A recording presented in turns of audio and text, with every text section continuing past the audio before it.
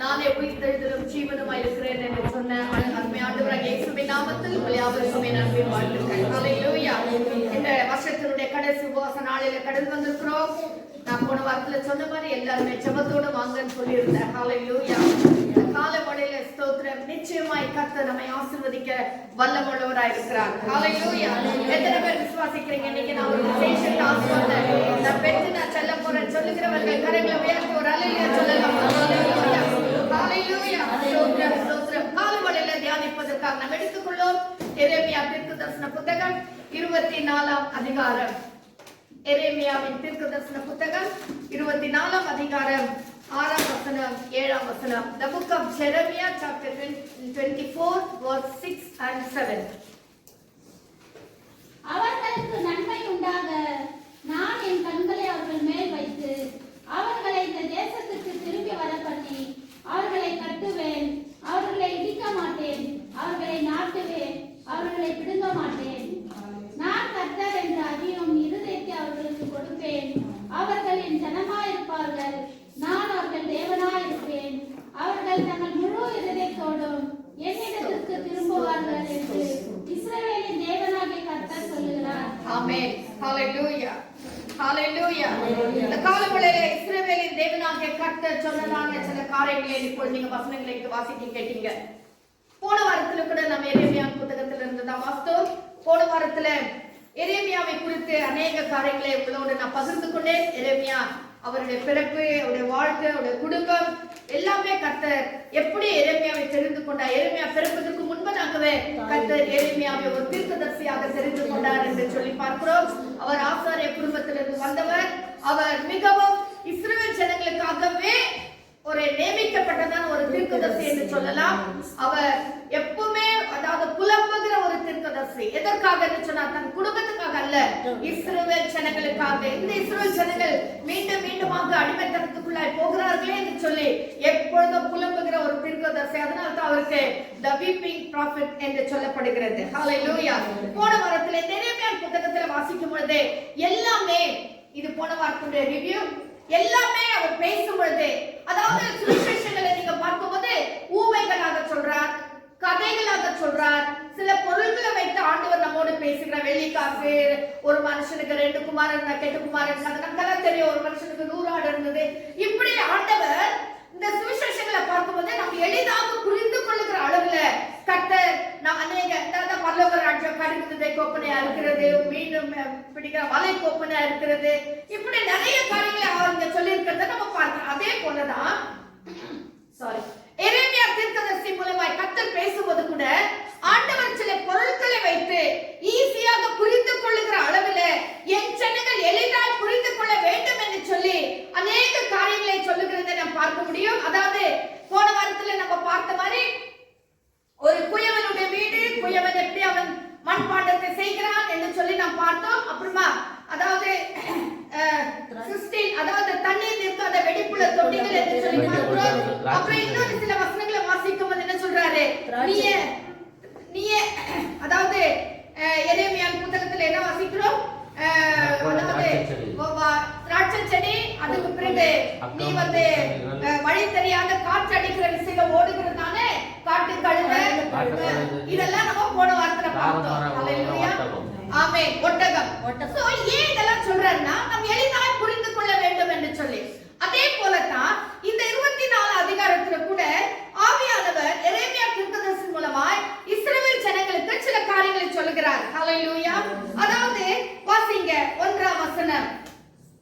24ஆம் அதிகாரம் 1ஆம் வசனம். பாபிலோன் ராஜாவாகிய நேபுகாத்நேச்சார் யோயாக்கீமின் குமாரனாகிய எகோனியா என்கிற யூதாவின் ராஜாவையும் யூதாவின் பிரபுக்களையும் எருசலேமில் உள்ள தச்சரையும் கொல்லரையும் சிறைப்பிடித்து பாபிலோனுக்கு கொண்டு போன பின்பு. ஆமென். இப்போ என்ன வாசிக்கிற இந்த 1ஆம் அதிகாரத்துல மீண்டுமா இஸ்ரவேல் தேசத்துல யூதா தேசத்துல இருக்கிறதான ராஜாவை சிறைப்படுத்தி போய்விட்டார்கள். அதுக்கு பிறகு பிரபுக்களையும் சிறைப்பட்டு போனார்கள். அதுக்கு பிறகு தச்சரையும் சிறைப்பிடித்து போனார், கொல்லரையும் சிறைப்பிடித்து போய்விட்டார். இப்போ இந்த தேசத்தில் இருக்கிற முக்கியமான ஆட்கள் மீண்டுமாக பாபிலோன் தேசத்தின் அடிமைத்தனத்துக்குள்ளாக மாறிவிட்டார்கள். ஹல்லேலூயா. அதாவது ராஜாவே அடிமையா மாறிவிட்டார். ஹல்லேலூயா.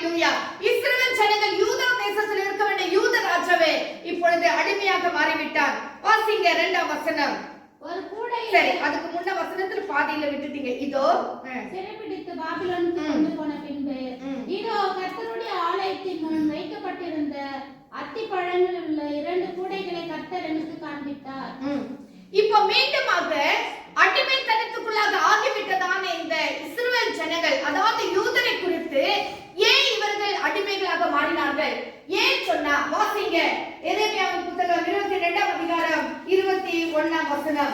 22ஆம் அதிகாரம் 21ஆம் வசனம். நீ சுகமாய் வாழ்ந்திருக்கையில் நான் உனக்கு சொன்னேன், நீ கேளேன் என்றாய். ஆமென். உன் சிறுவயது முதல் நீ என் சத்தத்தை கேளாமல் போகிறதே உன் வழக்கம். ஏன் மீண்டும் மீண்டுமாக அடிமைத்தனத்துக்குள்ளாய் போகிறார்கள் என்று சொன்னால், நீ சிறு வயது முதலே நான் சொன்ன வார்த்தைகளை நீ கேட்காமல் போனாய். ஹல்லேலூயா. உன்னுடைய வழக்கமே எப்படின்னா, என் பேச்சை கேட்காம இருக்கிறதே உனக்கு வழக்கமா போச்சு. அந்த வசனம் அழகா சொல்றது. கடைசியில வாசிங்க. நீ என் சத்தத்தை கேளாமல் போகிறதே நீ என் சத்தத்தை கேளாமல் போவதே உன் வழக்கம். உன் வழக்கம். ஹல்லேலூயா. ஹல்லேலூயா. எப்படி வழக்கம்ன்ற பாருங்க. நம்முடைய இந்த ஹாபிட் என்னன்னா, கர்த்தருடைய வார்த்தை கேட்பதே கிடையாது. கர்த்தர் என்ன சொன்னாலும் அந்த வார்த்தைக்கு கீழ்ப்படியாமல் போவதே நம்முடைய வழக்கமா போயிடுச்சு. ஹல்லேலூயா. ஆனபடினால் தான் இந்த யூதா தேசத்துல இஸ்ரவேல் ஜனங்களுடைய ராஜா, யூத தேசத்துடைய பிரபுக்கள் எல்லாரும் சிறைப்பட்டு போய்விட்டார்கள். இன்னைக்கு கர்த்தருடைய வார்த்தை கேட்கிற நம்முடைய வாழ்க்கையில அநேக நேரத்துல கர்த்தருடைய வார்த்தைக்கு கீழ்ப்படியாமல் போகிறபடினால் நிறைய நேரத்துல நாம் பிசாசின் அடிமைத்தனத்துக்குள்ளாய் மாறி விடுகிறோம். பிசாசுடைய கட்டுக்குள்ளாய் சிக்கிக் கொள்கிறோம். அதுல தேவனுடைய ப்ராப்ளம் இல்ல, அது நம்முடைய ப்ராப்ளம். நம்ம தான் தவறு செய்கிறோம், நம்ம தான் கீழ்ப்படியாமல் போகிறோம். ஹல்லேலூயா. இப்படி இருக்கிற நேரத்துல, அடிமைத்தனத்துக்குள்ளாய் போன நேரத்துல எரேமியாவுக்கு ஒரு தரிசனம் வருகிறது. அதுதான் 1ஆம் வசனத்துல வாசிக்கிறோம். கடைசி பாகத்துல வாசிங்க. 24 அதிகாரத்தை நீங்க அதே அப்படியே வைத்துக் கொள்ளுங்கள். 24:1 கடைசி பாகம் வாசிங்க. ஆலயத்தில் வைக்கப்பட்டிருந்த அத்திப்பழங்கள் உள்ள 2 கூடைகளை கர்த்தர் எனக்கு காண்பித்தார். கொண்டு போன பின்பு அடிமைத்தனத்துக்குள்ளாக ஆன பிறகு எரேமியாவுக்கு ஒரு தரிசனம் வருகிறது. கர்த்தர் ஒரு தரிசனத்துல எரேமியாவோடு பேசுகிறார். மீண்டுமா எரேமியா ஒரு பொருளை வைத்து ஈஸியா என் ஜனங்கள் புரிந்து கொள்வார்கள் என்று சொல்லி மீண்டுமாக தீர்க்க தரிசனமாய் சொல்லாதபடி ஒரு பொருளை காட்டி அதை விளக்கி சொல்லுகிறதை நாம் பார்க்க முடியும். இதோ கர்த்தருடைய ஆலயத்தின் முன் வைக்கப்பட்டிருந்த அத்தி பழங்கள் உள்ள 2 கூடைகளை கர்த்தர் எனக்கு காண்பித்தார். ஹல்லேலூயா. போன வாரத்துல பார்த்த ஒரு குயவன் வீட்டுக்கு கொண்டு போய் அங்க தீர்க்கதரிசனம் சொல்லும்படியாக அங்க கர்த்தருடைய வார்த்தை எரேமியாவுக்கு வந்தது. இங்க என்ன வாசிக்கிறோம்? கர்த்தருடைய ஆலயத்துக்கு முன்பதாக. ஹல்லேலூயா. இது வேற எங்க நடக்கல, இது ஆலயத்துக்கு முன்பதாக நடந்து கொண்டிருக்கிறது. ஆலயம் தேவ பிள்ளைகள் கூடுகிற இடம், கர்த்தரை ஆராதிக்கிற இடம், கர்த்தரை தொழுது கொள்ளுகிறதான இடத்துல கர்த்தருடைய ஆவியானவர் இடைப்பட ஆரம்பிக்கிறார். கர்த்தருடைய ஆவியானவர் பேச ஆரம்பிக்கிறார். என்ன பேசுகிறார் என்று சொன்னால் 2 கூடைகளை காட்டுகிறார். ஹல்லேலூயா. 2 baskets. ஹல்லேலூயா. இந்த 2 கூடையில ஒரு கூடையில என்ன இருக்குன்னா, 2 கூடையில அத்திப்பழம் தான் இருக்கு. அந்த அத்திப்பழம் எதை காட்டுகிறது? கர்த்தர் நமக்கு கொடுத்த ஆசீர்வாதங்கள், கர்த்தர் நமக்கு கொடுத்த தாளந்துகள், கர்த்தர் நமக்கு கொடுத்த கிருபைகள், கர்த்தர் நமக்கு கொடுத்ததான மகிமைகள். ஹல்லேலூயா. ஹல்லேலூயா. ஸ்தோத்திரம் வர மாட்டேங்குது. ஹல்லேலூயா. இந்த ஒரு கூடையில நல்ல உச்சிதமான நன்மைகளும் ஆசீர்வாதங்களும் நிறைந்திருக்கிற ஒரு கூடையாக காணப்படுகிறது. கர்த்தர் கேட்கிறார், எரேமியா நீ பார்க்கிறது என்ன? வாசிங்க 2ஆம் வசனம். ஒரு கூடையிலே முதல் 1000 அத்திப்பழங்களுக்கு சமானமான மிகவும் நல்ல அத்திப்பழங்களும் மற்ற கூடையிலே புசிக்கத்தகாத மிகவும் கெட்ட அத்திப்பழங்களும் இருந்தது. ஆமென். ஒரு கூடையில அது என்ன சொல்றாங்க? 1000 பழங்கள், அத்திப்பழங்கள். என்னவா? இங்கிலீஷ்ல வாசிக்கும் போது the first ripe fruit ன்னு பார்க்கிறேன். என்னன்னா முதலாவது பழுத்த பழம் அப்படின்னா அந்த காய் முதலாவது காய்ச்சிருக்க வேண்டும். முதல் காய்க்கிற காய் தான் முதல் பழக்கம். ஆமாதானேங்க? பழமாவது எது முதல் எது காய்க்குதோ அதான். அப்போ ஆட சொல்கிறார், இந்த ஃபர்ஸ்ட் கூடையில பார்க்கும்போது சாதாரணமான ஒரு பழங்கள் கிடையாது. ஹல்லேலூயா. நல்ல அத்திப்பழம் தான், நல்ல ருசி உள்ளதான். ஆனா அது எப்பேற்பட்டதுன்னு சொன்னா முதலாவது பழுத்ததான பழங்கள். அதுக்கு பிறகு முதல் பழுத்த பழம் இன்னொன்னு, முதல் பழுத்த பழத்துக்கு ஒரு டேஸ்ட் இருக்கும். ஆமென். இப்போ மாங்காய் பழம் சீசன் வந்துச்சுன்னா ஸ்டார்டிங்ல நல்லா வரும், போக போக போக போக ஒரு மாதிரி பழம், டேஸ்டே இல்லாத பழம். ஆமா தானே? ஏதாவது பின்னால வர்றது, லேட்டா வர்றது, ரொம்ப பின்னால வர பழத்துக்கெல்லாம் ருசி இல்லாத பழம். முதல் பழுத்ததான பழம் அது ரொம்ப விசேஷமான பழம். இன்னைக்கு ஆவியானவர் சொல்லுகிறார், நீங்க எல்லாம் முதல் பழுத்ததான பழம். இன்னைக்கு உலகத்துல பார்க்கும்போது எத்தனை ஜனங்கள் இன்னும் ரட்சிக்கப்படாம இருக்காங்க, இன்னும் கர்த்தரை அறியாம இருக்காங்க, இன்னும் கர்த்தரை தேடாம இருக்காங்க, கர்த்தருடைய கிருபைகளை பெறாம இருக்கிறாங்க, கர்த்தருடைய அபிஷேகத்தை பெறாம இருக்கிறாங்க, கர்த்தருடைய நன்மைகளை ருசி பார்க்காம இருக்காங்க. ஆனால் தேவ ஜனமே, நீங்கள் ஒவ்வொருவரும் முதல் பழுத்ததான பழங்கள். ஹalleluya. முதலாக தெரிந்து கொள்ளப்பட்டதான கர்த்தருடைய பிள்ளைகள், முதல் அபிஷேகம் பண்ணப்பட்டதான கர்த்தருடைய பிள்ளை. உன் குடும்பத்துல கர்த்தர் உன்னை முதலாவது தெரிந்து கொண்டார், முதலாவது உன்னை அபிஷேகித்தார், முதலாவது உனக்கு கர்த்தர் கிருபைகளை கொடுத்தார், முதலாவது உனக்கு வரங்களை கொடுத்தார், முதலாவது உனக்கு தரிசனங்களை கொடுத்தார், முதலாவது உனக்கு வெளிப்பாடுகளை கொடுத்தார். ஆனபடி நான் அருமையான கர்த்தருடைய பிள்ளைகளே, நாம் ஒவ்வொருவரும் முதலாவது பழுத்ததான பழங்கள். ஹalleluya. விசேஷமானவர்கள், விசேஷமான கர்த்தருடைய பிள்ளைகள், ஓ விசேஷமாய் தெரிந்து கொள்ளப்பட்டதான தேவ ஜனம். ஹalleluya, ஹalleluya, ஹalleluya. ஆனபடி நான் கர்த்தர் சொல்கிறார், நீ சாதாரண கூடையில இருக்க சாதாரண பழம் இல்ல, நீ ஒரு விசேஷமான பழம். வாசிங்க, வாசிங்க, 2வது வசனத்தை கூட வாசிங்க. அதான் 2ஆம் வசனத்துல பின்பாகத்துல என்ன வாசிக்கிறோம்? வாசிங்க 2ஆம் வசனம். ஒரு கூடையிலே முதல் கந்தாய்த்த அத்தி பழங்களுக்கு சமமான மிகவும் நல்ல அத்தி பழங்களும், மற்ற கூடையிலே புசிக்கத்தகாத மிகவும் கெட்ட அத்தி பழங்களும், இன்னொரு கூடையில புசிக்கத்தகாத கெட்ட அத்தி பழங்களும். ஸ்தோத்திரம். அத்தி பழம் என்று சொன்னா ஒரு ஆத்ம ஆதாயம் கூட நம்ம எடுத்துக்கொள்ளலாம். நல்ல கேரக்டர், நல்ல குணாதிசயம், நல்லதான கனிகள். கனிகள் நமக்கு எல்லாருக்கும் தெரியும், கலாத்தியர் 5ஆம் அதிகாரத்தில் சொல்லுறபடி நல்ல கனிகள், நல்ல கிருபைகள், நல்ல ஆசீர்வாதங்கள், நல்ல வரங்கள் எல்லாம் உடையதான முதல் அத்திப்பழங்கள். ஆனா 2ஆம் கூடையில இருக்கிறதோ ஒரு கசப்பான கனிகள். அத்திப்பழம் தான் அது கூட. ஓ ஹalleluya. அது வேற பழம் கிடையாது. நல்ல நல்ல நல்ல புரிஞ்சுக்கோங்க, அது வேற பழம் கிடையாது, அதுவும் அத்திப்பழம் தான். ஹalleluya. அதுவும் ஆண்டவருக்கு பிரியமான பழம் தான். இல்லனா கர்த்தர் அத்திப்பழம் விட்டுட்டு வேற எதனா ஒரு பழத்தை 2ஆம் கூடையில போட்டுருப்பாரே? இல்ல, அதுவும் அத்திப்பழம் தான், அதுவும் கர்த்தருடைய பிள்ளைகள் தான். ஹalleluya. அதுக்கு கூட நல்ல கனிகள், நல்ல முதலாவது பழுத்த பழங்கள் தான், அது கூட புசிக்க நல்ல ருசி உள்ள பழம் தான். ஹalleluya. ஆனால் அந்த பழமோ கசப்பா இருந்தது, அந்த பழமோ தேவனுக்கு பிரியமில்லாத இருந்தது, அந்த பழங்களோ ஒருவரும் விருப்பப்படத்தக்க பழங்களா இல்லாமல் இருந்தது.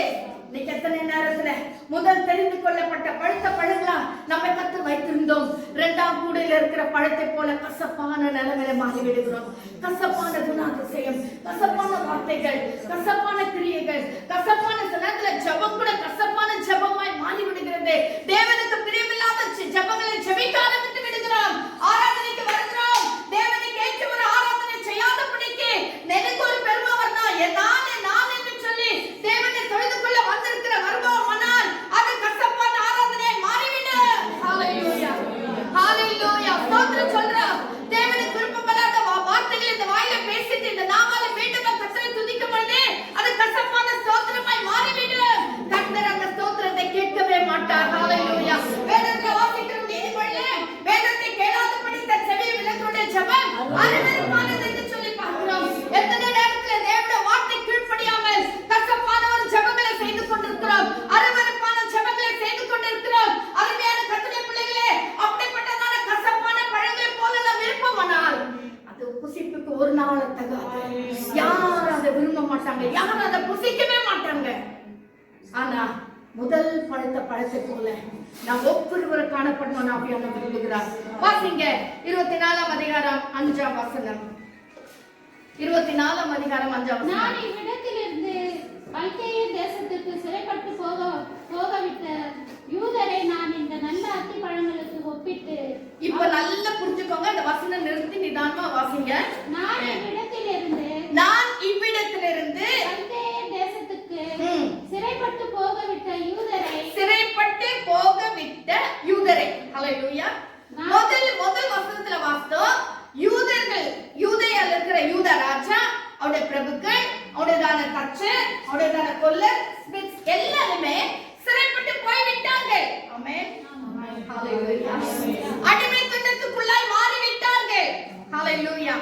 ஆனா இங்க 5ஆம் வசனத்துல என்ன வாசிக்கிறோம்? மீண்டுமா வாசிங்க.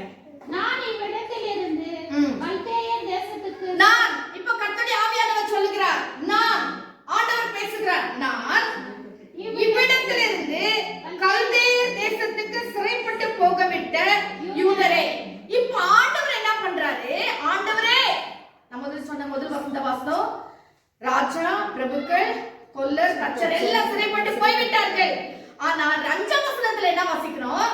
நான் இவ்விடத்திலிருந்து கல்தேயர் தேசத்துக்கு சிறைப்பட்டு போக விட்ட ஹalleluya யூதரே. யூதர் தான். யூதர்னா கர்த்தருடைய பிள்ளைகள். இப்போ இந்த வசனத்துல என்ன வாசிக்கிறோம்னா, முதலாம் வசனத்துல சிறைப்பட்டு போய்விட்டார்கள், பிசாசுக்கு அடிமையாக பாபிலோன் தேசத்துக்கு போய்விட்டார்கள். ஆனா 5ஆம் வசனத்துல என்ன வாசிக்கிறோம்? நான் சிறைப்பட்டு போக விட்ட ஹalleluya. அப்படின்னா என்ன அர்த்தம்? ஒரு வசனத்தை வாசிங்க. அதாவது எஸ்ராவின் புத்தகம் 5ஆம் அதிகாரம் 12ஆம் வசனம். ஏன் ஆண்டவர் இந்த கல்தேயர்கிட்ட ஏன் இப்படி பண்ணாரு? கல்தேயர்னா யாருன்னு நான் ரொம்ப பார்த்தேன். வாசிங்க. எஸ்ரா 5ஆம் அதிகாரம் 12ஆம் வசனம். எஸ்ரா, நெகேமியா, எஸ்தர். எங்கள் பிதாக்கள் பரலோகத்தின் தேவனுக்கு கோபமூட்டினபடியினால் அவர் இவர்களை பாபிலோன் ராஜாவாகிய நேபுகாத்நேச்சார் என்னும் கல்தேயரின் கையில் ஒப்புக் கொடுத்தார். நல்ல பாருங்க. பாபிலோன் ராஜாவாகிய நேபுகாத்நேச்சாராகிய கல்தேயர். புரிஞ்சுக்கோங்க. இப்போ கல்தேயர்னா யாரு? பாபிலோன் தான். புரியுதுங்களா? இந்த வசனத்தின்படி கல்தேயர்னா யாரு? பாபிலோன் தான். அப்போ முதல் வசனத்துல என்ன வாசிக்கிறோம்? அவர்கள் ராஜாக்களையும் எல்லாம் சிறைப்பட்டு போயிட்டாங்க. ஓகே, ஏன் சிறைப்பட்டு போனார்கள்? தேவனுடைய வார்த்தைக்கு கீழ்ப்படியாமல் போன அப்படின்னா. ஆனா இந்த 5ஆம் வசனத்துல வரும்போது வசனத்துல என்ன வாசிக்கிறோம்? நான் சிறைப்பட்டு போக விட்ட இந்த ஜனங்கள். ஓகே, அப்படின்னா நல்லா புரிஞ்சுக்கோங்க. கர்த்தருடைய பிள்ளைகளை கூட கர்த்தர் சில நேரத்துல சில சிறைக்குள்ளாக்குகிறார். ஹalleluya ஹalleluya. இப்போ புரியுதுங்களா?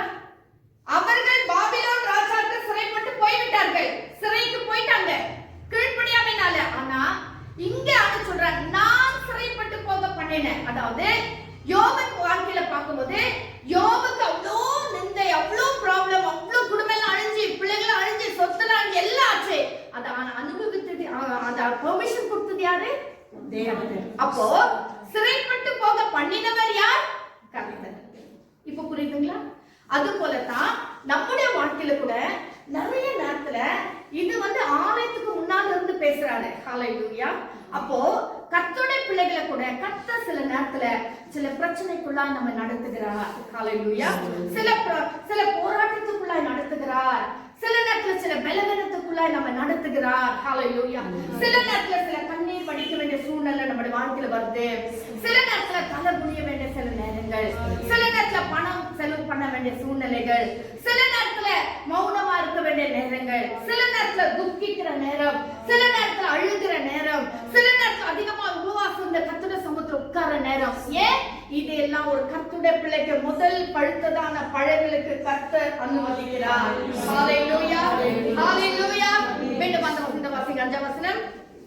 நான் இவ்விடத்திலிருந்து கல்தேயர் தேசத்துக்கு சிறைப்பட்டு போகவிட்ட யூதரை நான் இந்த நல்ல அத்திப்பழங்களுக்கு ஒப்பிட்டு, இந்த யூதரை நான் சிறைப்பட்டு போக பண்ணின இந்த யூதரை நல்ல அத்திப்பழங்களுக்கு ஒப்பிடுவேன். ஹalleluya.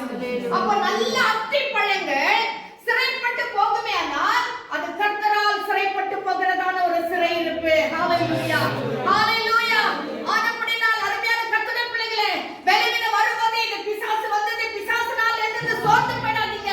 கர்த்தர் சில காரியங்களை அனுமதிக்கிறார். சில நேரத்துல நாம் இன்னும் பலப்படும்படியாய், நாம் இன்னும் ஆவிக்குரிய வாழ்க்கையில வேரூன்றி நிற்கும்படியாய் கர்த்தர் சில நேரங்களில் சில பிரச்சனைகளை அந்த வாழ்க்கையில அனுமதிக்கிறார். இந்த வாழ்க்கையில பிரச்சனை வரலையா, போராட்டம் வரலையா, வியாதி வரலையா, எல்லாம் வந்தது. ஆனா தேவன் அனுமதித்தபடினாலே இன்னைக்கு யோபு சொல்லுகிறது போல என் மீட்பர் உயிரோடு இருக்கிறார் என்று சொல்லும்படி கர்த்தர் கிரியை செய்தார். இன்றைக்கு நாம் ஸ்தோத்திரம் பண்றோம், ஜெபிக்கிறோம், பாடுறோம், துதிக்கிறோம். ஏன்னா என் மீட்பர் உயிரோடு இருக்கிறார். எனக்கு பலவீனம் வந்தது, எனக்கு வியாதி வந்தது, ஆனா என் மீட்பர் உயிரோடு இருக்கிறார்.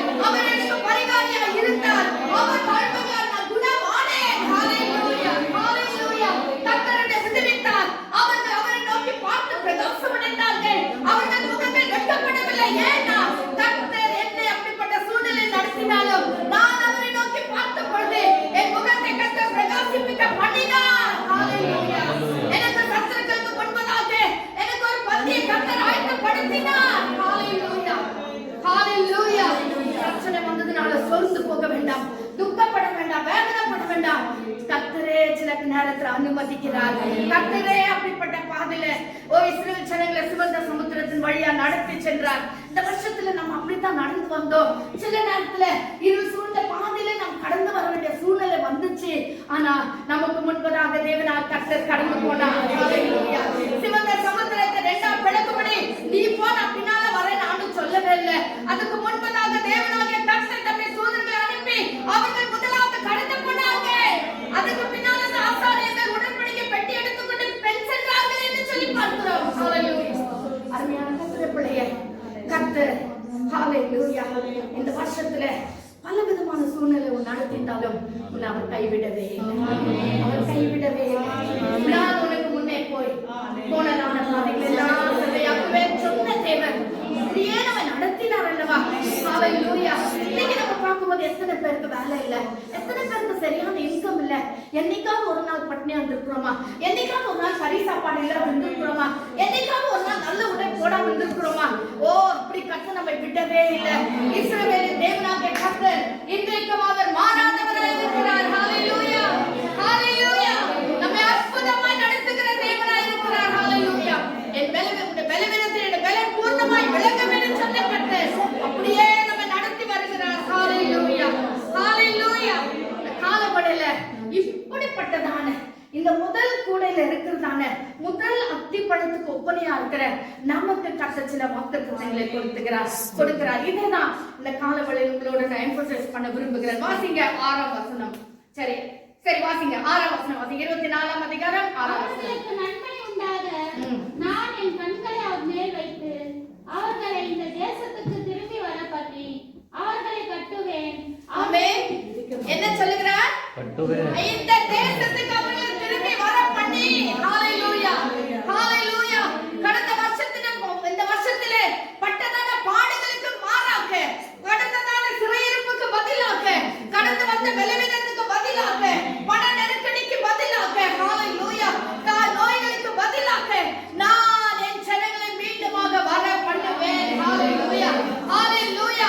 நான் தான் என் பிள்ளைகளை கடந்து இந்த கல்தேயர் தேசத்தை விட்டு, அதாவது சில பிரச்சனைக்குள்ள நடத்தி போனானா என் ஜனங்களை மீண்டுமாக வர பண்ணுவேன். மீண்டுமா வேலையை கொடுப்பேன், மீண்டுமா சம்பளத்தை கொடுப்பேன், மீண்டும் ஆரோக்கியத்தை கொடுப்பேன், மீண்டும் குடும்பத்தை கட்டுவேன், மீண்டும் குறைகளை எல்லாம் நிறைவாக மாற்றுவேன். என் பிள்ளைகளுக்கு சிங்காரத்துக்கு சாம்பலுக்கு பதிலாக சிங்காரத்தை கொடுப்பேன். கண்ணைக்கு பதிலாக மகன மகிழ்ச்சியை கொடுப்பேன். ஹalleluya, ஹalleluya, ஹalleluya. ஸ்தோத்திரம். அது ரொம்ப தூரம் இல்ல, வெகு சீக்கிரத்துல வரப்போகிறது. என் தேவனாகிய கர்த்தர் கிரியைச்சே வல்லவராய் இருக்கிறார். ஹalleluya. அவர்களுக்கு நன்மை உண்டாக. ஸ்தோத்திரம். அவர்களுக்கு நன்மை உண்டாக. ஷாபரவலவரியலவா. அருமையான கர்த்தருடைய பிள்ளையே, உனக்கு நன்மை உண்டாகும்படி, உனக்கு நன்மை உண்டாகும்படி, உன் குடும்பத்துக்கு நன்மை உண்டாகும்படி, உன் தேசத்துக்கு நன்மை உண்டாகும்படி, சபைக்கு நன்மை உண்டாகும்படி. ஹalleluya. என் கண்களை அவர்கள் மேல் வைத்து. ஹalleluya, ஹalleluya. கர்த்தருடைய கண்கள் உங்கள் மேல் ஒவ்வொரு மேலும் நோக்கமாயிருக்கிறது. அவர் சொல்கிறார், என் கண்களை அவர்கள் மேல் வைத்து. ஹalleluya. எடுக்கவே மாட்டார். ஹalleluya. உன்னை கண்கள் நம்மேல் வைத்து. ஹalleluya. இந்த தேசத்துக்கு திரும்பி வர பண்ணி அவர்களை கட்டுவேன், அவர்களை கட்டுவேன். ஹalleluya. ஸ்தோத்திரம். கரங்கள் தட்டி நன்றி சொல்லலாமே. ஹalleluya. அவர்களை கட்டுவேன், அவர்களை கட்டுவேன். ஹalleluya. உன் பணத்தை கட்ட கட்டுவார், உன்மேல் கண்ணை வைத்து உன் பணத்தை கட்ட கட்டுவார், உன் வேலையை கட்ட கட்டுவார், உன் வறுமையை போக்கி செழிப்பை கட்டுவார். ஹalleluya. பண நெருக்கடியை மாற்றி கட்ட சமாதானத்தை ஐஸ்வர்யத்தை கட்ட கொடுப்பார். ஹalleluya. கொடுத்து அவர்களை இடிக்க மாட்டேன், அவர்களை இடிக்க மாட்டேன். ஹalleluya. அந்த ஜனங்களே கேளாதவர்கள் தான். எத்தனையோ நேரத்துல தவறு பண்றா, எத்தனையோ நேரத்துல கர்த்தரை துக்கப்படுறா. ஆனா ஆண்டவர் சொல்லுகிறாரு, அவர்களை நான் இடிக்க மாட்டேன். ஹalleluya. அவர்களை நான் நிர்மூலமாக்க மாட்டேன், அவர்களை நான் நாசம் பண்ண மாட்டேன். ஹalleluya. எப்படி இருந்தாலும் ஏறத்தினால கழுவப்பட்டவர்கள் அல்லவா? ஹalleluya, ஹalleluya. எப்படி இருந்தாலும் நான் அவர்களுக்கு ஜீவனை கொடுத்தனே. ஹalleluya. எப்படி பார்த்தாலும் நான் பரலோகத்தின் மேன்மையெல்லாம் விட்டு என் பிள்ளைக்காக, என் அருமையான கர்த்தருடைய பிள்ளைகளுக்காக, என் நாமம் தரிக்கப்பட்ட என் ஜனங்களுக்காக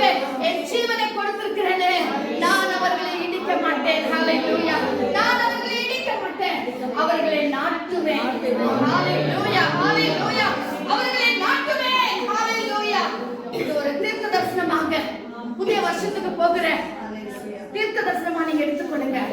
புதிய வருஷத்துல கர்த்தர் நம்மை நாட்ட போகிறார். ஹalleluya. அவர் பிடுங்க மாட்டார், அவர் பிடுங்க மாட்டார். ஹalleluya. என்ன அருமையான ஒரு வாக்குத்தத்தம், என்ன அருமையான ஒரு வார்த்தை. ஹalleluya. முதல் பழுத்ததான பழங்களே, முதல் கூடையில வைக்கப்பட்டதான அத்தி பழங்களே, ஹalleluya. நல்ல கேரக்டர்ஸ், நல்ல குணாதிசயங்களை, நல்ல அதாவது கிருபைகளை, நல்ல நன்மைகளை, நல்ல அபிஷேகத்தை பெற்றதான அத்தி பழங்களே, உங்களை நான் பிடுங்க மாட்டேன். ஹalleluya. அடுத்த வசனத்தை வாசிங்க. நான் கர்த்தர் என்று அறியும் இருதயத்தை, அதுக்கு பிறகு ஆண்டு சொல்றார், நான் கர்த்தர் என்று அறியும் இருதயத்தை அவர்களுக்கு கொடுப்பேன். ஹalleluya. ஹalleluya. இன்னைக்கு நம்ம எல்லாம் நினைச்சுக்கிறோம், நான் சபை போறேன், நான் துதிக்கிறேன், நான் பாடுறேன், நான் கொடுக்கிறேன், நான் இதை சரி. இல்லவே இல்ல, கர்த்தர் கொடுத்தாதான் நம்ம செய்ய முடியும். ஹalleluya. அவர் நமக்கு ஒரு புதிய இருதயத்தை கொடுத்தாதான் நம்ம கர்த்தரை ஆராதிக்க முடியும். ஆவியானவர் நம்ம ஏவினாதான் நம்ம சபைக்கு வர முடியும். ஹalleluya. இன்னைக்கு பெரிய பெருமை, நான் வரலன்னா என்ன நடக்கும் தெரியுமா? சபையில ஒண்ணுமே நடக்காது, அவ்வளவு உங்களுக்கு தான் சாபம். ஹalleluya. நான் பாடலன்னா என்ன ஆகும்? நீ பாடலன்னா இன்னொருத்தர் கர்த்தரை எழுப்புறார். ஹalleluya. ஹalleluya. கர்த்தருடைய பிள்ளைகள் ரொம்ப கவனமா இருக்கணும். நீ ஜெபிக்கலன்னா உடனே ஆண்டு சொல்ற, நீ கூப்பிடலன்னா அந்த கல்லுகளை நீ கூப்பிடுன்னு சொல்ற. சோ யாருக்கு நஷ்டம்?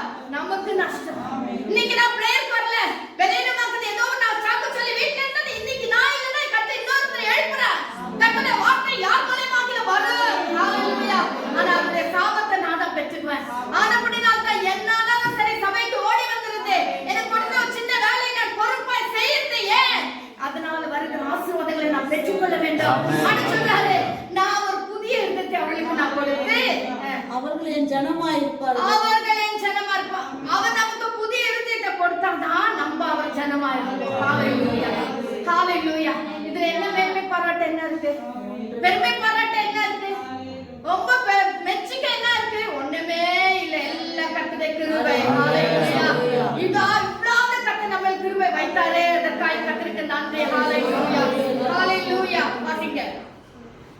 அவர்கள் என் ஜனமாய் இருப்பார்கள், நான் அவர்கள் தேவனாய் இருப்பேன். ஆமென். ஹalleluya.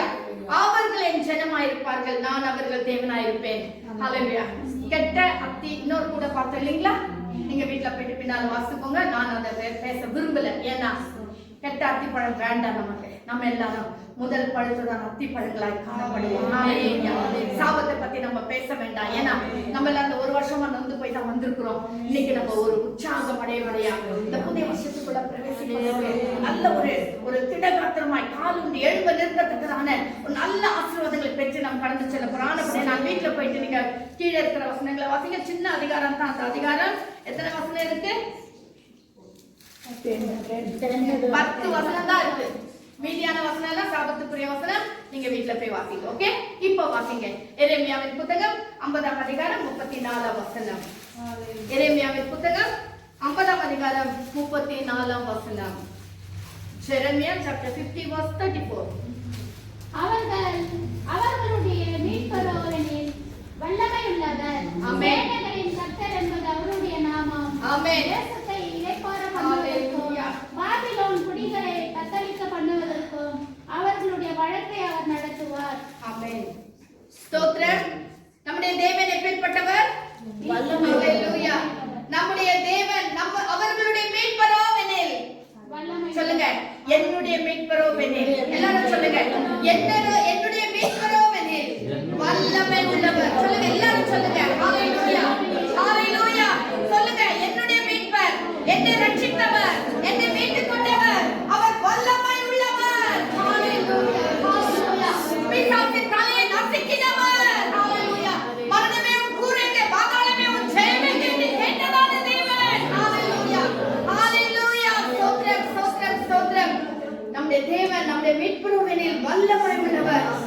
சேனைகளின் கர்த்தர் என்பது அவருடைய நாமம். ஹalleluya. ஒரு வெறும் கர்த்தர் இல்ல, அவர் சேனைகளின் கர்த்தர். நமக்காக, எனக்காக, உங்களுக்காக, ஒவ்வொருவருக்காக கர்த்தர் ஒரு சேனையை வைத்திருக்கிறார். எதற்காக? உனக்கு பதிலாக போராட முடியாது, உனக்கு பதிலாக யுத்தம் பண்ண முடியாது, உனக்கு பதிலாக பிசாசிடத்துல போராடி ஜெயத்தை உனக்கு கொடுக்க முடியாது. கர்த்தர் ஒரு சேனையை வைத்திருக்கிறார். ஹalleluya. ஆனபடியால் தான் அவருக்கு சேனைகளின் கர்த்தர் என்பது அவருடைய நாமம். அவர் என்ன செய்கிறார்? தேசத்தை இளைப்பாற பண்ணுவது நம்முடைய தேசத்தை கர்த்தர் இளைப்பாற பண்ணுவார். ஜஸ்ட் சும்மா நீங்க நினைச்சு பாருங்க, இந்த கொரோனா வந்ததுனால நம்முடைய வாழ்க்கையில எவ்வளவு மாற்றம் வந்துச்சு. ஆமென் ஆமென். எவ்வளவு மாற்றம். நிறைய நான் என்னுடைய லைஃப்ல நிறைய மாற்றம். கர்த்தர் நிறைய காரியங்கள், சின்ன சின்ன காரியமா தான் இருக்கலாம், சின்ன சின்ன காரியம், அதெல்லாம் நம்மள கணக்கிலே வைக்கல. ஆனா அந்த மாற்றங்களை கர்த்தர் கொண்டு வந்தார். ஹalleluya ஹalleluya. இந்த அதாவது இளைப்பாற பண்ணுவதற்கும் பாபிலோன் குடிகளை தத்தளிக்க பண்ணுவதற்கும் அவர்களுடைய வழக்கை அவர் நடத்துவார். உன்னுடைய வழக்கை கர்த்தர் நடத்துவார். உன்னுடைய வழக்கை கர்த்தர் நடத்துவார். உனக்கு இருக்கிற போராட்டத்தை கர்த்தர் நடத்துவார். உனக்கு இருக்கிற யுத்தத்தை கர்த்தர் நடத்துவார். ஜனங்கள் சொன்னார், யுத்தம் செய்கிறவர் நான், உங்களுக்காக நான் யுத்தம் பண்ணுவேன், நீங்கள் சும்மா இருப்பீர்கள். ஹalleluya. ஆனா சொல்ல நீங்க சும்மா இருந்தா மட்டும் போதும். ஹalleluya. நான் போய் உங்களுக்காக யுத்தம் பண்ணுவேன். ஹalleluya. நீங்க எரிகோ பதில அதாவது எரிகோவை சுற்றி வரும்போது எரிகோ பதில எப்படி விழுந்த கலங்க வேண்டாம். உங்க வேணும்னா நீங்க எழுதற போய் சுற்றி வந்தா மட்டும் போதும். எக்காலமே ஊதினா மட்டும் போதும். ஹalleluya ஹalleluya. யுத்தம் பண்ணுகிறவர் நான், எரிகோ பதில விழ பண்ணுகிறவர் நான், பிரச்சனையை மாற்றுகிறவர் நான், கொரோனாவை அழிக்கிறவர் நான். ஹalleluya. ஏன்னா அது வந்தது கர்த்தரிடத்திலிருந்து வந்தது. ஆனபடி நான் அழிக்கவும் அவர் வல்லவராய் இருக்கிறார். நாம் என்ன செய்ய வேண்டும்? அவர் என்னுடைய மீட்பரவனில் வல்லமை உள்ளவர் என்று சொல்லி அவரை பாடி துதிக்க வேண்டும். ஹalleluya ஹalleluya. வாசிங்க எரேமியா புத்தகம் 30ஆம் அதிகாரம் 18 19. எரேமியா புத்தகம் Jeremiah chapter 30 verse 18 and 19. ஹalleluya. ಸ್ತೋತ್ರಂ ಸ್ತೋತ್ರಂ ಸ್ತೋತ್ರಂ. ಯೆಹೋವನು ಹೀಗನ್ನುತ್ತಾನೆ, ಆಹಾ ನಾನು ಯೌವನಿಸಿ ಅವರ ನಿವಾಸಗಳನ್ನು ಕರುಣಿಸುವೆನು. ಪಟ್ಟಣವು ತನ್ನ ಹಾಳು ಬಿದ್ದ ಮೇಲೆ ಪುನಃ ಕಟ್ಟಲ್ಪಡುವುದು. ಅರಮನೆಯು ತಾನಿದ್ದ ಸ್ಥಳದಲ್ಲೇ ನೆಲೆಯಾಗಿರುವುದು. ಅರಮನೆಯು ತಾನಿದ್ದ ಸ್ಥಳದಲ್ಲೇ ನೆಲೆಯಾಗಿರುವುದು. ಸ್ತೋತ್ರಂ. சொல்லுகிறது என்னவென்றால், இதோ நான் யாக்கோபுடைய கூடாரங்களின் சிறையிருப்பை திருப்பி, இதோ நான் யாக்கோபுடைய கூடாரங்களின் சிறையிருப்பை திருப்பி அவன் வாசஸ்தலங்களுக்கு இறக்கச் செய்வேன்.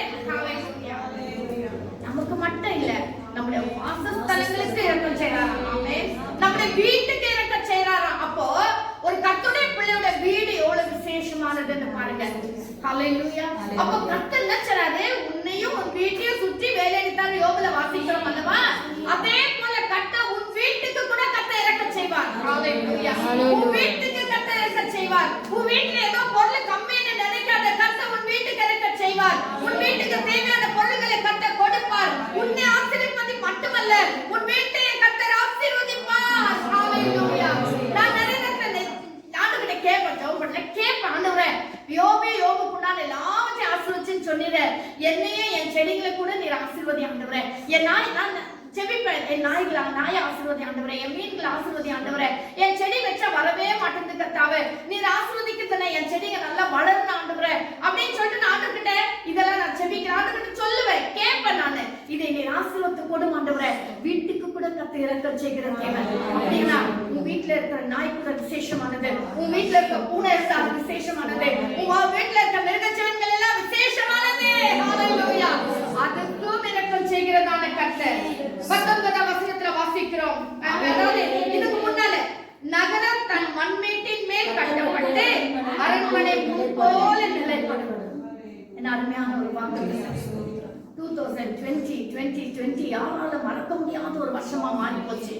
ஆனா அந்த ஒரு 21 கத்த வைத்திருக்கிறார். 2021 கத்த வைத்திருக்கிறார். 2021 வருஷம் கத்த வைத்திருக்கிறார். அது எப்படி இருக்கும் என்று சொன்னால், ஹalleluya, அது நகரம் தன் மண்மேட்டின் மேல் கட்டப்பட்ட அரண்மனை முன் போல இருக்குமா. உன் வீடு முன் போல மாறும், உன் வேலை முன் போல மாறும், உன் செழிப்பு முன் போல மாறும், உன்னுடைய அதாவது பண வசதி முன் போல மாறும். ஹalleluya. சொல்றாங்க முன் போல மாறும். அதுக்கு பிறகு 19ஆம் வசனத்துல வாசிக்கிறோம், அவைகளில் இருந்து ஸ்தோத்திரமும் ஆடல் பாடலின் சத்தமும். அப்படி நான் செய்யும்போது அதுல இருந்து என்ன வரும்?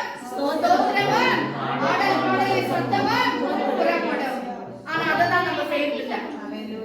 கர்த்தர் ஆசீர்வதிச்சார்னா சபைக்கு வரதையே நம்ம மறந்து விடுகிறோம். ஹalleluya. கர்த்தர் கொஞ்சம் நல்ல ஆசீர்வாதத்தை கொடுத்துட்டாங்கன்னா பணம் வந்துச்சுன்னா நம்ம அப்பதான் அலுவலகம் ஜாஸ்தியா போகுது. ஹalleluya. ஆண்டவர் எதுக்கு ஆசீர்வதிக்கிறார்னா அப்போதான் என் ஜனங்கள் ஆடல் பாடலோட கர்த்தரை என்னை அதிகமாய் மகிமைப்படுத்துவார்கள், என் சமூகத்துல சந்தோஷமா இருக்கணும்னு சொல்லிட்டு கர்த்தர் ஆசீர்வதிக்கிறது. ஆனா நாம ஜஸ்ட் ஆப்போசிட். ஹalleluya ஹalleluya. இங்க போனா அங்க வரணும், ஆராதனை மதிக்கிறதுல, கூட்டங்களை என்ன மதிக்கிறதுல எல்லாத்தையும் விட்டு நம்முடைய போக்கின்படியே நடக்க ஆரம்பிக்கிறோம். அப்ப கர்த்தர் மீண்டும் ஒரு அடியை கொடுத்து உட்கார வச்சிருவார். ஹalleluya. வாசிங்க. புறப்படும், அவர்களை வர்த்திக்க பண்ணுவேன், அவர்கள் குறுகி போவதில்லை, அவர்களை மகிமைப்படுத்துவேன், அவர்கள் சிறுமைப்படுவதில்லை. ஹalleluya.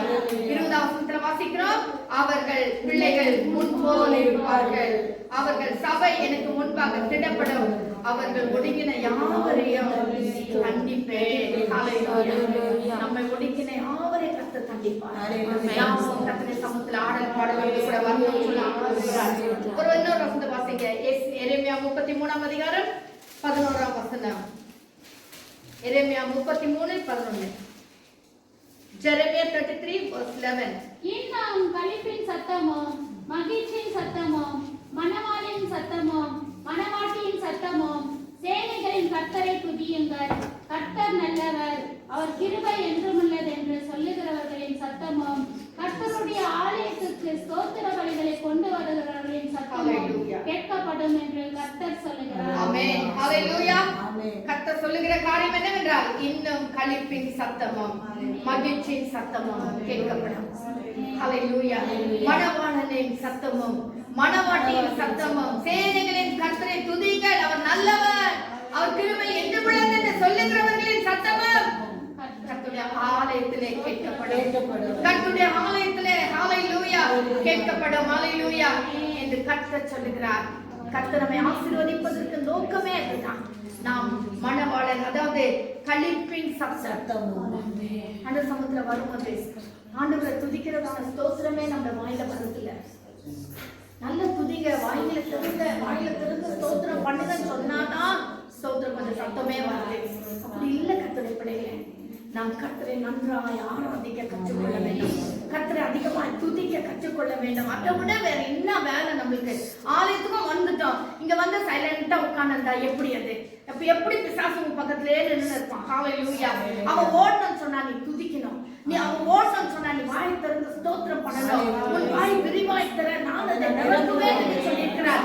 துதிகள் பத்தில வாசமா இருக்கிறேன்னு சொல்லியிருக்கிறார். அப்ப துதிச்சா தானே கர்த்தர் நம் நடுவில் இருப்பார். நிறைய நேரத்துல நம்ம என்ன செய்யறோம்? ஆவியானவரே வாரம் வாரம் வாரம்ன்ற இல்ல, அது ஒரு தவறான ஒரு கான்செப்ட். எங்கே நாமத்துல 1-2 பேர் கொடுக்கிறார்களோ அவர்கள் நடுவில் நான் இருக்கிறேன்னு சொல்லுகிறாரு. அவர் இருக்கிறவராகவே இருக்கிற தேவன். ஹalleluya. நீ வாரம் என்று கூப்பிட வேண்டிய அவசியமே கிடையாது. நாம் ஆயத்தத்தோட அந்த துதியின் சத்தத்தோட களிப்பின் சத்தத்தோட தேவ சமூகத்துல இருந்தாலே போதும், நம்ம கர்த்தருடைய பிரசன்னத்தை உணர முடியும். கர்த்தர் இருக்கிறார், உங்கள் பக்கத்துல இருக்கிறார், உங்களுடைய பிரசன்னம் இங்க உலாவிக் கொண்டிருக்கிறது. ஹalleluya. நம்ம எல்லாரும் சோர்வோட இன்னும் கூட பழைய காரியங்களை யோசிச்சு இன்னும் வீட்டுல இதை வச்சுட்டு வந்தா அதை வச்சுட்டு வந்தா அப்படின்னு சொல்லி வீட்டுக்கு போன உடனே இதை செய்யணும் அதை செய்யணும் அதே சிந்தனையோட கூட இருப்போம்னால் கர்த்தருடைய பிரசன்னத்தை நம்ம எப்படி உணர முடியும்? எல்லாவற்றையும் விட்டு தேவ பிரசன்னத்துல வந்தோமா, நானும் என் தேவன் மட்டும், ஹalleluya, நானும் என் தேவன் மட்டும் என்கிற நிலைமையிலே நாம் காணப்பட வேண்டும். அக்கம் பக்கம் இருக்கிறவங்க என்னென்ன நினைச்சுக்கிட்டோம், இந்த பிலிவர் என்னென்ன நினைச்சுக்கிட்டோம், நாம எப்படி துதிக்கிறாங்க என்னென்ன நினைச்சுக்கிட்டோம், நான் என் ஆண்டவரை ஆராதிக்க வேண்டும், நான் என் தேவனை ஆராதிக்க வேண்டும். ஹalleluya. ஆரம்பமே நான் முன்ன கூட உங்களுக்கு நான் சொல்லியிருக்கேன், நான் பாஸ் வைஃபா இருந்தாலும் சரி நான் முதல்ல தான் இருப்பேன். ஏன்னா நான் கர்த்தரை ஆராதிக்க வேண்டும், நான் கர்த்தரை மகிமைப்படுத்த வேண்டும், எனக்கு ஒரு பலன் வேண்டும். ஹalleluya. கர்த்தரை துதிக்கும் போது கர்த்தரை நாமத்தை மகிமைப்படுத்தும் போது எனக்குள்ள அவருடைய பலன் இறங்குகிறது, அவருடைய வல்லமை இறங்குகிறது. ஆரம்பமே நான் கர்த்தரை அதிகமாய் ஸ்தோத்திரிக்கிற கர்த்தரை பிள்ளைகளே. ஹalleluya ஹalleluya. அதான் கர்த்தர் விரும்புகிறார். ஆண்டவரே நீ வாரம் வாரம்னு கூப்பிட வேண்டிய அவசியமே இல்ல, அவர் நம் நடுவுல இருக்கிறவராக. ஹalleluya. துதிகள் மத்தியில வாசம் பண்ணுகிற தேவன். துதிச்சாக்கா கர்த்தர் சீயோனை தெரிந்து கொண்டாராங்க. சீயோனில் எப்போ அவருடைய துதிகள் எழுந்து கொண்டே இருக்கும். ஒரு துதிக்கிற துதி கர்த்தர் பரலோகத்துல இருக்கிறார். ஏன்? பரலோகத்துல கோடா கோடி தேவ தூதர்கள் சேனைகளின் தேவனாகிய கர்த்தர் பரிசுத்தர் பரிசுத்தர் பரிசுத்தர் என்று அவரை போற்றிக் கொண்டே இருக்கிறார்கள். நீ போற்றினால் உன் வீட்டுக்குள்ள அவர் வருவார். நீ அறைக்குள்ள இருந்த ஜெபித்த கர்த்தரை துதிச்ச உன் அறைக்குள்ள அவர் வருவார். சபைக்குள்ள கர்த்தரை ஆராதித்து அவரை துதிக்கும் பொழுது சபையின் நடுவில் அவர் வருவார். சாலமோன் தேவாலயத்தில் இறங்கின கர்த்தர் அதே தேவன் இன்றைக்கு நம்முடைய நடுவில் இறங்கி வர வல்லவராய் இருக்கிறார். ஹalleluya. மங்கி எரிகிற திரியெல்லாம் கர்த்தர் அனல் மூட்டும்படியாய் கடந்து வருகிற தேவனாய் இருக்கிறார். ஹalleluya. ஓ ஹalleluya. சோர்ந்து போயிருக்கிற உள்ளங்களுக்கு கர்த்தர் ஒரு நல்ல திடகாத்திரத்தை கொடுத்து நம்மை மீட்டு நம்மை உயிர் மீட்டு கொடுத்து நம்மை பலப்படுத்தும்படியாய் கடந்து வருகிற தேவனாய் இருக்கிறார். துதித்தாங்க. துதி. வேற என்னத்தை கேட்கிறாரு? சாஸ்திரிகள் இயேசுவானவர் பிறந்தப்போ சாஸ்திரிகள் பொன்னும் வெள்ளியும் தூப வர்க்கத்தை கொண்டு போனாங்க. சாஷ்டாங்கமா விழுந்தாங்க. விழுந்தாங்க. கர்த்தரை பணிந்து கொண்டாங்க. இன்னைக்கு பொண்ணு வாங்குறதுக்கு நம்மளுக்கு ஏது பணம், இன்னைக்கு வெள்ளை பணம் வாங்குறதுக்கு ஏது பணம், இன்னைக்கு தூப வர்க்கத்துக்கு கூட வாங்க நமக்கு முடியல. ஆண்டு சொல்ற நீங்க எதையே எனக்கு கொடுக்காதீங்க. உங்கள் உதடுகளின் கனியாக ஸ்தோத்திர பலிகளை செலுத்தினார்கள்.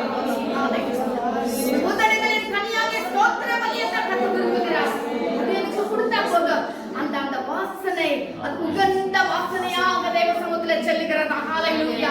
அது சென்ற உடனே கர்த்தருடைய மகிமை சாலமோன் தேவாலயத்துல முழுதுமா நிரம்பிச்சேன்னு சொல்லி பார்க்கிறோம். அவருடைய மகிமை அந்த துதி அந்த அந்த ஆரவார சத்தத்தோடு ஜனங்கள் எல்லாம் கிண்ணறங்களை வாசித்து இன்னும் களிப்பாய் கர்த்தரை ஆராதித்த பொழுது கர்த்தருடைய மகிமை முழுதுமா நிரம்பிச்சேன்னு சொல்லி பார்க்கிறோம். உன்னுடைய ஸ்தோத்திர பலியினாலே உன்னுடைய ஸ்தோத்திர பலியினாலே கர்த்தருடைய கிருபை பெருகுகிறது. கர்த்தருடைய மகிமை இறங்குகிறது. ஹalleluya. ஹalleluya. வாசிங்க. இன்னொரு வசனத்தை கூட வாசிங்க. எரேமியாவின் புத்தகம் 46ஆம் அதிகாரம் 27ஆம் வசனம் 28ஆம் வசனம். எரேமியா 46:27. Jeremiah 46 verse 27 and 28. என் தாசனாகிய யாக்கோபே நீ பயப்படாதே, இஸ்ரவேலே நீ கலங்காதே. இதோ நான் உன்னை துருத்திலும் உன் சந்ததியை அவர்கள் சிறையிருப்பின் தேசத்திலிருந்து விடுவித்து ரட்சிப்பேன். அப்பொழுது யாக்கோபு திரும்பி வந்து அமைதியோடும் சாந்த கோபாங்கத்தோடும் இருப்பான். ஸ்தோத்திரம். 46ஆம் அதிகாரம் எல்லாரும் எடுத்துக்கொள்ளுங்க. 46ஆம் அதிகாரம் 17 18 வசனங்கள். சாரி 27 28 வசனங்கள். என் தாசனாகிய யாக்கோபே நீ பயப்படாதே, இஸ்ரவேலே நீ கலங்காதே. யாக்கோபே நான் யாக்கோபா இருக்கிறேன்னு சொல்லிட்டு நீ பயப்படாத. ஹalleluya. நான் எத்தனைன்னு சொல்லி பயப்படாத. கர்த்தர் உன்னை இஸ்ரவேலாக மாற்றி இருக்கிறார். நீ இஸ்ரவேலாய் மாற்றப்பட்டதான இஸ்ரவேலே. இப்ப சொல்றாரு தப்பு செய்யும்போதுதான் நமக்கு பயம். ஆமென். தப்பு செய்யும்போது தான் பயம். யாக்கோபு தப்பு செஞ்சுட்டான். அண்ணனை பார்க்க பயம், அப்பா பார்க்க பயம், தேவனை பார்க்கிறதுக்கு பயம், எல்லாமே பயம் பயம் பயம். ஆனா எப்ப இஸ்ரவேலாய் மாற்றிட்டாரோ கர்த்தர் சொல்றாரு கலங்காதே. இப்ப பயம் கிடையாது, கலக்கம் தான். என்ன நடக்குமோ இப்போ யாப்பேக்கு அந்த ஆத்தை கடந்து இவன் போறான். இப்ப எனக்கு பயம் கிடையாது, கலக்கம். என்னுடைய நான் உச்சிதங்களை ஏற்றுக்கொள்வாரோ என்னவோ, என் அண்ணா என் மனைவி பிள்ளைகளை ஏற்றுக்கொள்வாரோ என்னவோ சொல்லிட்டு கலக்கம் வந்துச்சு. ஆண்டு சொல்றாரு நீ யாக்கோபா இருந்தாலும் சரி பயப்படாதே, நீ இஸ்ரவேலா இருந்தாலும் சரி கலங்காதே. இதோ நான் உன்னை தூரத்திலும் உன் சந்ததியை அவர்கள் சிறையிருப்பின் தேசத்திலும் இருந்து விடுவித்து ரட்சிப்பேன். ஹalleluya. ஹalleluya.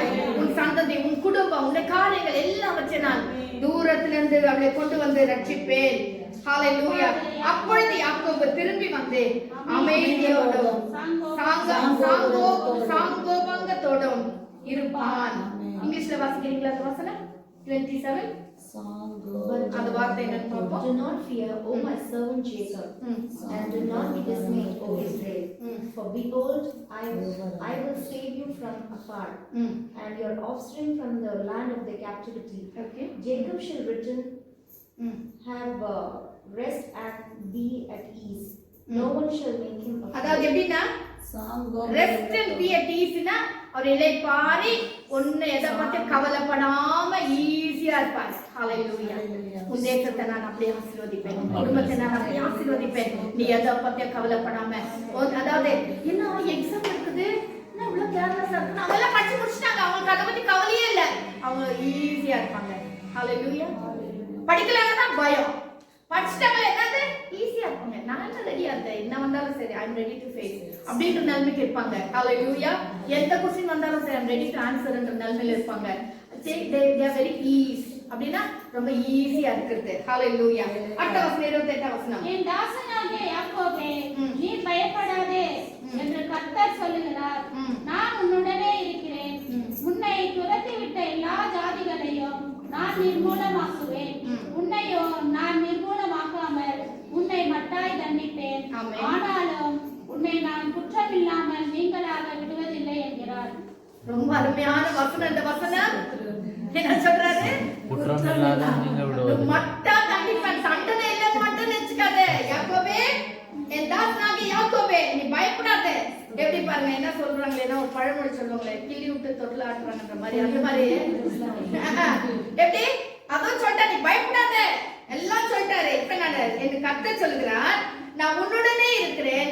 உன்னை துரத்தி விட்ட எல்லா சாதிகளையும் நான் நிர்மூலமாக்குவேன். அல்ல இதெல்லாம் கேட்டோம் நமக்கு ரொம்ப சந்தோஷம். கீழே வாசிக்கும் போது என்ன, உன்னையோ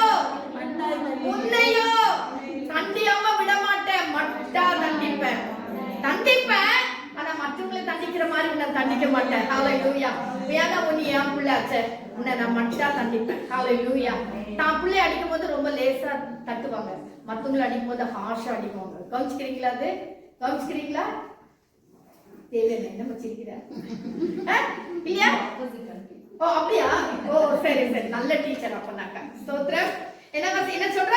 உன்னை மட்டாய் தண்டிப்பேன், ஆனாலும் உன்னை நான் குற்றமில்லாமல் நீங்களாக விடுவதில்லை என்கிறார். நீ தப்பு செஞ்சா தப்பு தான். நீ யாரா இருந்தாலும் சரி, நீ விசுவாசியானாரு, நீ பாஸ்டரானாரு, பாஸ்டருடைய ஒய்ஃபானாரு, பாஸ்டர் அம்மான்ற பட்டமானா இருக்கட்டும், யாரனா இருக்கட்டும், போப்பனா இருக்கட்டும், யாரனா இருக்கட்டும், உன்னை மட்டா தண்டிக்காம விட மாட்டேன். ஏன்னா பரலோகத்துல நமக்கு தண்டனை இல்ல, நம்ம இங்கதான் நமக்கு தண்டனை. அதையும் பாருங்க, நான் மட்டா தண்டிப்பேன், ஆனா குற்றம் இல்லாம மட்டும் போறதுக்கு நான் விட மாட்டேன். ஏன்னா நீதி உள்ள நியாயாதிபதி அவர், நீதி உள்ள நியாயாதிபதி. சோ இந்த வசனம் கூட நம்ம கவனத்துல இருக்கணும். சோ ஏதாவது சின்ன நம்முடைய குடும்பங்களில நம்ம தனிப்பட்ட வாழ்க்கையில ஏதாவது வந்துச்சுன்னா, ஒருவேளை கர்த்தர் என்னை மட்டா தண்டிக்கிறாரோ நினைச்சுக்கோங்க. அப்ப நானும் நினைக்கணும். ஹalleluya. இந்த வசனம் இதான் ஃபர்ஸ்ட் டைம் நான் வாசிக்கிறேன்னு நினைக்கிறேன். அண்டர்லைன் எல்லாம் பண்ணி வச்சிருக்கேன், ஆனா ஞாபகமே இல்லை. சோ இந்த வசனத்தை நம்ம ஞாபகத்துல வச்சுக்கணும். கர்த்தர் மட்டாய் தண்டிப்பார், குற்றம் இல்லாம விட மாட்டார். ஹalleluya. சோ குற்றம் இருந்துச்சுன்னா கண்டிப்பா தண்டனை வரும். ஹalleluya. நான் லாஸ்ட்ல இந்த துக்கமான செய்தி கொடுக்கறேன்னு நினைக்காதீங்க. இது நல்ல காரியம் நம்ம மனதில் வைத்துக் கொள்வோம். ஹalleluya. சோ இந்த வருஷத்துல நல்ல அருமையான வாக்குத்தத்தங்களை கர்த்தர் நமக்கு கொடுத்திருக்கிறார். சோர்வோடு புதிய வருஷத்துல பிரவேசிக்க வேண்டாம், துக்கத்தோடு போக வேண்டாம். பழசெல்லாம் மறைந்து போயின, எல்லாம் புதிதாயின என்ற வசனத்தின்படி கர்த்தர் எல்லாவற்றையும் புதிதாக மாற்ற போகிறார். ஹalleluya. எப்படி இன்னும் இருக்கிற இந்த 2-3 வாரங்களுக்குள்ள நம்முடைய ஜெபத்தின் மூலமாக, நம்முடைய வேண்டுதல் மூலமாக தேவ சமூகத்தில் எந்த அளவுக்கு நம்ம காத்திருக்கிறோமோ, தேவ சமூகத்தில் எந்த அளவுக்கு நம்ம ஜெபிக்கிறோமோ, அந்த அளவுக்கு நம்முடைய குடும்பங்கள் மாற்றப்பட போகிறது, நம்முடைய தனிப்பட்ட வாழ்க்கை மாற போகிறது. கர்த்தர் கொடுத்த எல்லா வாக்குத்தத்தங்களையும் நம்ம மனதில் வைத்துக் கொள்வோம். ஹalleluya. நம்ம எல்லாரும் கண்களை மூடி ஜெபிப்போம். ஹalleluya. இருள் சூழ்ந்த நேரத்தில் இமை பொழுது தூங்காமல், இருள் சூழ்ந்த நேரத்தில் இமை பொழுது தூங்காமல் கர்த்தரே.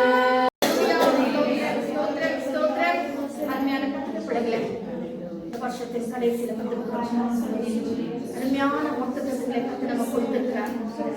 இந்த வாக்குத்தத்தங்களை எல்லாம் பிடித்து புதிய வருஷத்துக்குள்ள நாம் பிரவேசிக்க போகிறோம். இது இருக்கிற நாட்களிலே அதிகமா செவிங்க, அதிகமா வேத வாசிங்க, அதிகமா கத்திர சமுத்திர காத்திருங்க. ஹalleluya. ஹalleluya. நன்றி ராஜா, நன்றி ராஜா. ஸ்தோத்திரம், ஸ்தோத்திரம், ஸ்தோத்திரம். மகா உன்னதங்களில் வாசமா இருக்கிற எங்கள் பரலோக பிதாவே, இந்த அருமையான காலவெளிக்கு நன்றி ராஜா. அப்பா, நீர் எவ்வளவு நல்லவர் ஆண்டவரே, நீர் எவ்வளவு மகிமை உள்ளவர் அப்பா, நீர் எவ்வளவு அற்புதம் ஆண்டவரே, அதிசயமா நடத்தி வருகிறீர் அப்பா. நன்றி ராஜா. இந்த நாளிலே நீர் எங்களை தேற்றினதுக்காய் நன்றி, எங்களை சிலப்படுத்தினதுக்காய் நன்றி ராஜா. ஆண்டவரே, நீர் எங்களை கர்த்தாவே இந்த இடத்துல இருந்து கொஞ்சம் சிறைப்பட்டு போக நீர் பண்ணுகிறேன் சுவாமி. ஆமாண்டவரே, ஆனால் எங்களை கைவிடாத தேவன், எங்களை இடிக்க மாட்டேன், நான் கட்டுவேன், நான் சொல்லி நாட்டுவேன், நிலைப்படுத்துவேன் என்று சொல்லி நீர் எங்களோடு பேசினதே மக்கள் நன்றி.